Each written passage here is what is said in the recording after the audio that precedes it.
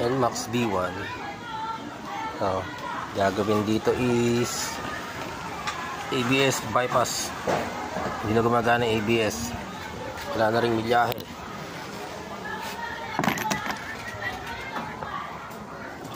Ngayon hindi tayo magpapalit ng ng ECU. Meron lang ikakabit na pang bypass. Kaya syempre tatanggalin natin yung ABS module. Wala namang gana na yun. Ayan, tatanggalin yan. Kasi bypass yun, ito ikakabit.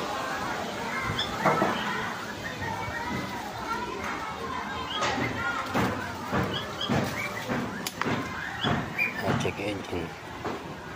Walang milyahe ito. Hindi na gumagana. Ayan, naka-error 42.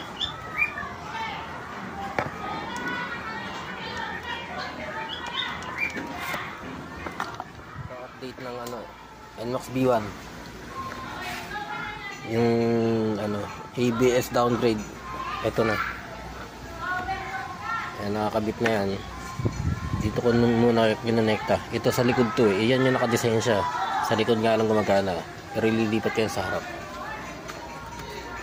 Ayan, may check engine pa. Hanggang pa kasi ito. Check engine. Error 42. Start ko.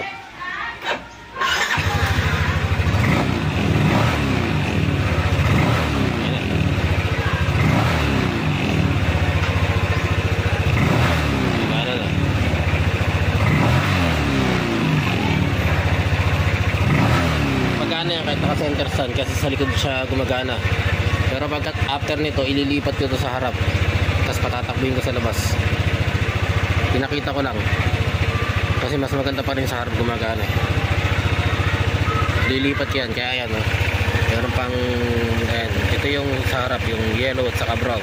Ito yung ito yung sa likod, yung yellow at saka brown. Ito sa harap, blue saka green. Lilipat ko dyan yan after nito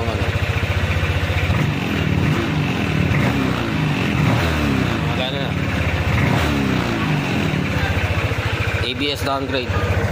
Sira na kasi ABS ito eh. Ito tatanggalin ko pa to. Naantay ko pa yung tornilyo. Kasi kumakatas na sa loob to eh. Hindi mo tinanggal yan, mapupuno yung loob niyan. Aagos lang dyan yung fluid yan. Kasi ito may butas sa loob yan. Dito. Sa may bandang taas yun. Sa taas. Hindi kita. May butas din yan. Pagkakabit ng bypass module ng ABS, ito yung 7.5 na yan. Ayan yung ABS, ayan, yung ABS na 7.5 amperes na yan, kailangan ikabit. Ito yun, yung nasa dulo na to. Kailangan ikabit para magkaroon ng supply yung yung itong socket na to. Yun lang naman, hindi na kailangan yung sa may solenoid at sa ABS motor. Ito sa ABS motor, yun sa itaas yung 15 amperes ABS solenoid, hindi na kailangan yan.